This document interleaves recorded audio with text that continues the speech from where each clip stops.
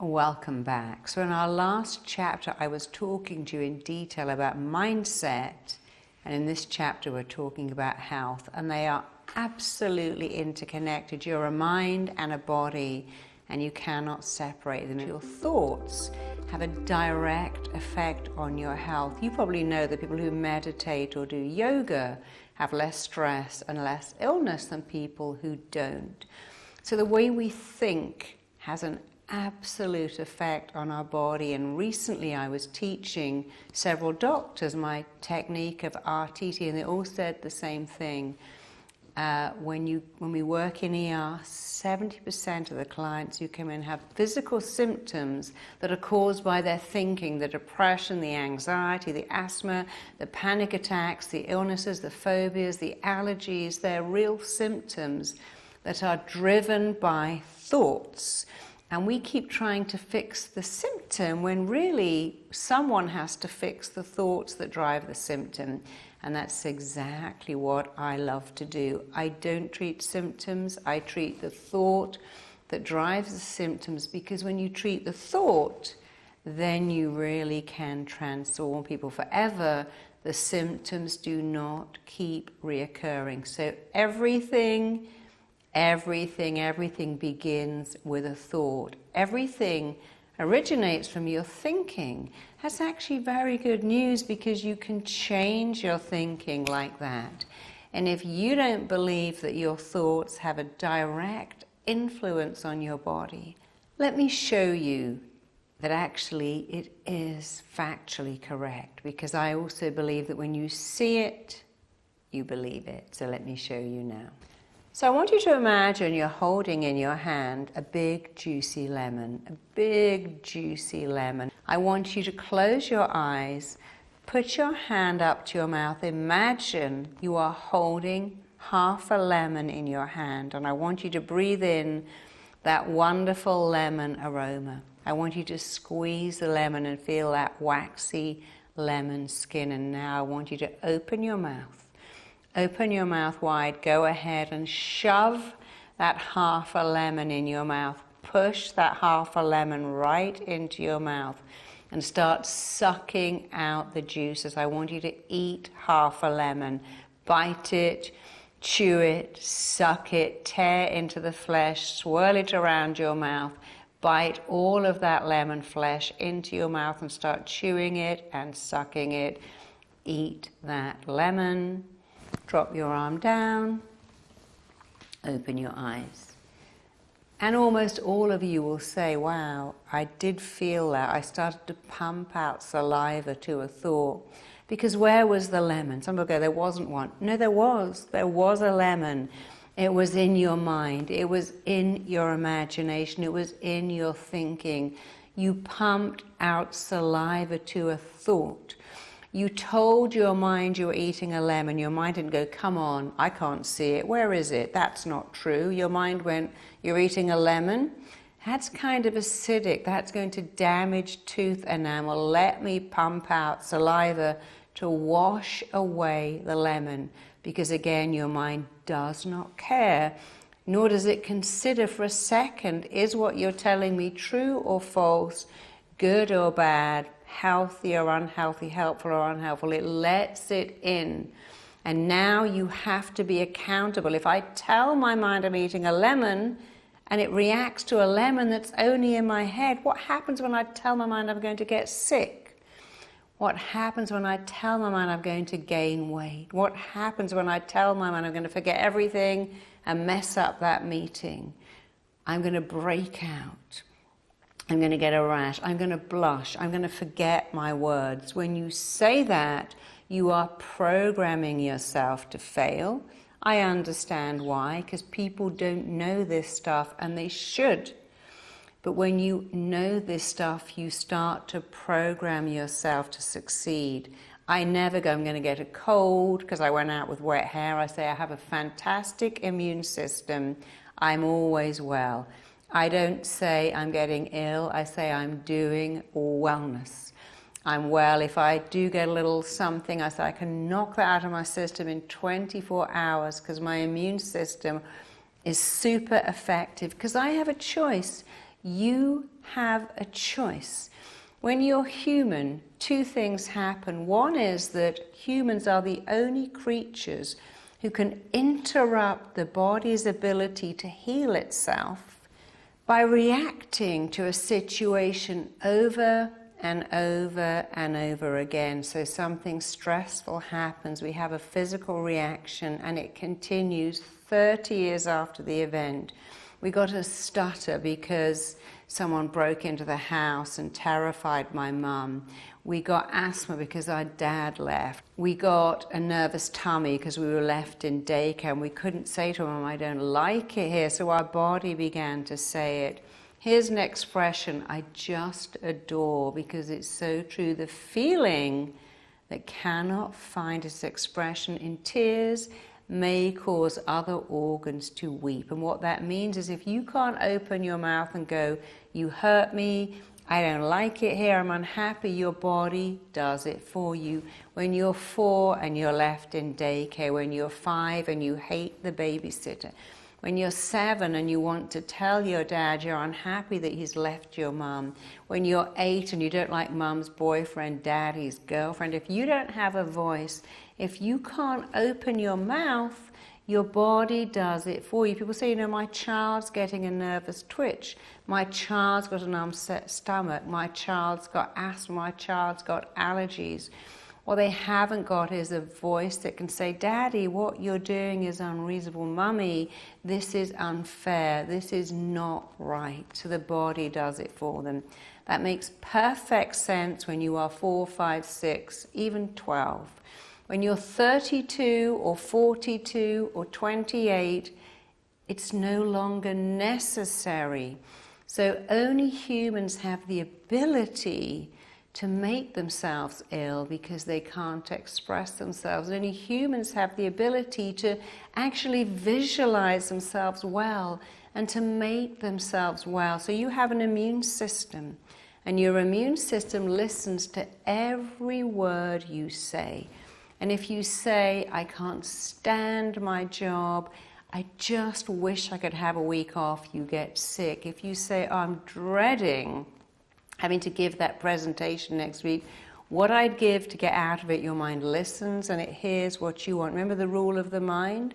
Your mind does what it thinks you want it to do. You told it, I'm dreading having to address that meeting. I'd give anything to get out of it. Your mind goes, leave that with me. And on the day of the meeting, you can get migraine, you can get chronic diarrhea, you can get an upset stomach because your mind is doing what you told it you wanted. Get me out of that meeting. People say crazy, I'd rather stick needles in my eyes. I'd rather die than give a speech. Really? Really? Here's a choice, speech or death. I'll take death. Of course you wouldn't. Talk to your mind better. Here's the other difference between you and animals. You get to say to your mind, okay, mind, you work for me. Here's the deal. I want to give that speech. I want to be amazing. I want to be word perfect. I want to be phenomenal. I want to say stuff that makes my boss fall in love with me and think, oh my God, you're amazing. If you tell your mind what you want, it does it. If you say, oh, so unfair. I've got to spend all weekend working on my website. I'd rather kill myself. Your mind will get you away from it. And if you go, wow, I've got the whole weekend to work on my website because I'm building my own business. This is amazing. How lucky am I? I love working on my website. Your mind will go, let me fill you up with passion, energy, motivation. I want to give you a sentence that will change your life if you choose to use it. And here it is. I'm choosing to work weekends. I'm choosing to run a marathon. I'm choosing to eat better food. I'm choosing to look after my body. And I'm choosing to feel great about it. Your mind says, go for it. When you say, oh, I've got to eat rabbit food, it's not fair. I like pizza. I've got to go to the gym when my friends are in the bar. I could be at home watching Netflix and I've got to run around the park. I've got to eat fruit when I could be having a big muffin with frosting on the top. You're telling your mind you don't want it, and you will have zero success. People who succeed in having health and wellness have health and wellness up here. You can't start by fixing your body until you fix the thoughts that infiltrate your body. So when I go to the gym, I don't love it, but I say, my body loves it. My body loves lunges. My stomach loves crunches. My body loves stretching, because it's true. When I wake up, I go, my body loves juicing. My body loves Nutrient. My body loves healthy food. And because I say that over and over and over again, guess what happens? Of course, it becomes true. The mind learns by repetition. I tell my body to heal itself all the time. I tell my body to activate healing. I tell my metabolic rate to burn off calories. I tell my immune system to fight off infections. I'm not weird. Loads of people do it. I've had clients come back from extreme illnesses. I had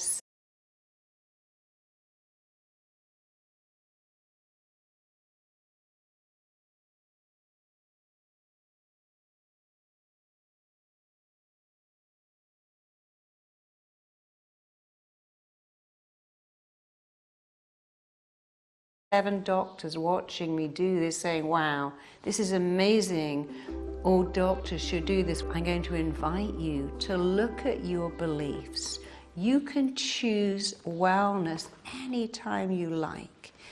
Even when you're stressful. You see, if you look at an animal in the wild, when a lion chases a gazelle, the gazelle gets away, do you know what it does? It shakes.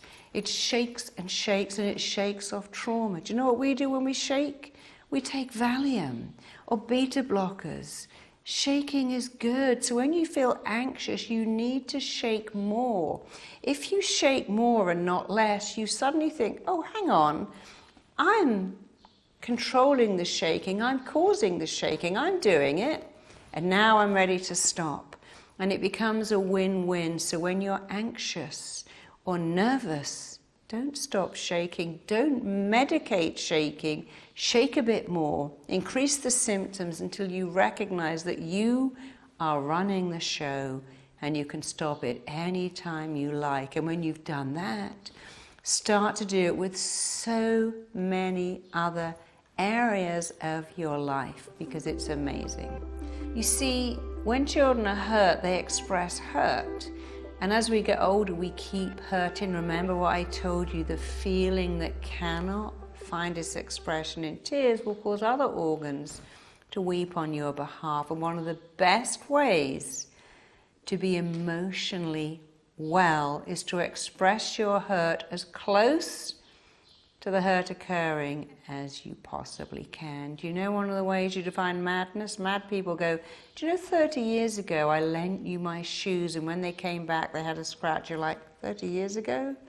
25 years ago I lent you a record and it came back damaged. I don't even know how to answer that because too long has passed. So I want you to learn to express hurt. It's one of the best things you can do for your emotional and physical health. When you don't express hurt, it gets stacked up with other hurt and it turns into anger.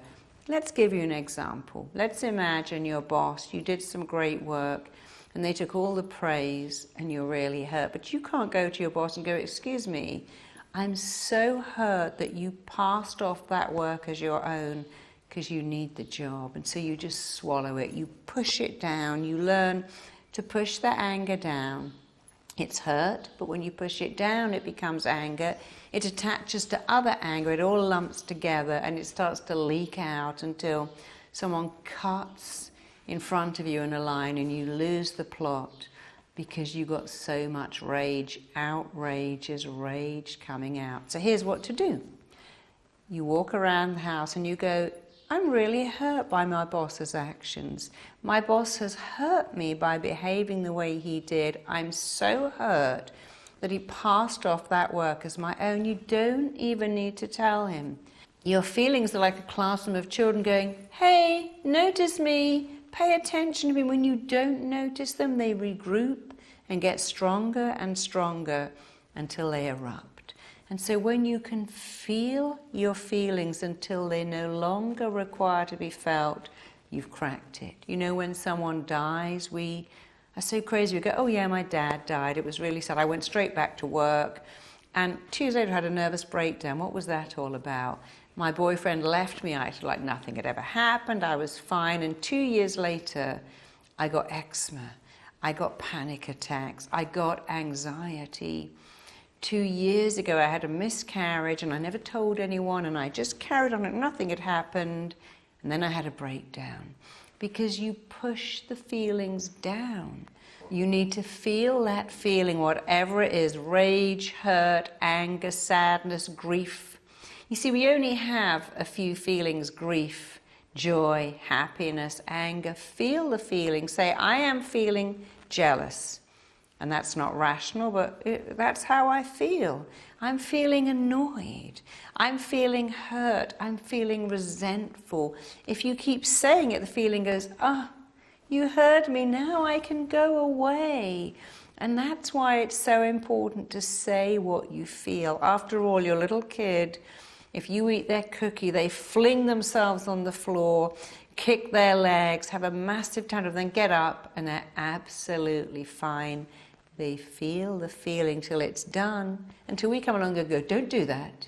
Don't shout, don't cry, don't kick your legs, don't have a tantrum. And they learn, oh, I got to eat my feelings and push them down. No, feel your feelings, and then you'll feel amazing. So let's go on now to your exercise for today. The exercise we're doing today is really powerful. Go to your workbook and I want you to write down, I was hurt by, I felt hurt when, what hurt me was. Don't do, he hurt me, my husband hurt me, my kid hurt me, my boss hurt me. I was hurt by, my feelings were hurt when, I felt hurt. Even if it's historical hurt, write it out and remember, people who are emotionally sorted are really adept at expressing their hurt as close to the event happening as it possibly can. Sometimes let's imagine it's Christmas Day, you're with your family, they're all being unreasonable. You can't really say, let me stop the lunch and tell all of you that you've hurt me, but you can go in the bathroom, switch on the taps and say, I'm hurt by my husband letting me do all the work myself. I'm hurt by this really inferior gift. I'm hurt that I don't even have a gift. You can say it, and when you say it, you know what happens? It goes away. And when you keep it in, it stays there for such a long time and makes you ill. Hurt is like gas, always better out than in. It hurts more when you keep it in than when you let it out. So let it out. Just like gas, do it in private. Secondly, here's something called PPP. Something can only get you if it's permanent, personal, and all-pervasive. Your boss is horrible. Is that permanent? No. When you're home at the weekend, lying in bed, having great sex, or watching Netflix, your boss is not in the bedroom with you. So it's not permanent. It's not even personal. He's horrible to everyone. And it doesn't go on all the time. One day you'll have a new job. Let's have another example of PPP. Your kid, your teenage kid, puts their hand on their hip and goes, I hate you, and you're the worst parent in the world. Is that permanent? Absolutely not. One day they won't be a teenager and they'll go, Mom, I'm sorry. I know I was a nightmare. Dad, I'm sorry. I've got my own kid now and I know that I put you through hell. So it's not permanent. It's certainly not personal. All teenagers more or less do that to their parents. It's how they learn to dialogue and stand up for themselves. Thank God they do it with you. because that's how they learn to come back. Is it all pervasive? No. They're out of the house a lot. So when you're lying in the bath or making dinner or walking around the store, your kid isn't with you going, I hate you. So something can only hurt you if it is permanent, personal, and all pervasive. Now look at your issues, and I want you to notice, are they permanent? Are they personal? Are they all pervasive? If you can't say yes to all 3 Ps, they can't hurt you. They can annoy you, they can irritate you, but they can't affect you unless you let them. So that is your work for today. PPP, express your hurt and learn to feel your feelings until they no longer require to be felt. It's worth it, do it now in your workbook. Go to the tribe and share. Oh, guess what I've realized about PPP? My mother-in-law drives me crazy. I only see it every 3rd Sunday, so how can she drive me crazy? I've realized that I'm allowed to feel envious of my sister-in-law who's got more money than me. I understand that I can say, my father hurt me because he always preferred my sister. I'm going to say it, and then I'm done with it. Thank you for today. Tomorrow we're covering something really important, the reason behind all addictions. I can't wait to share that with you. See you tomorrow.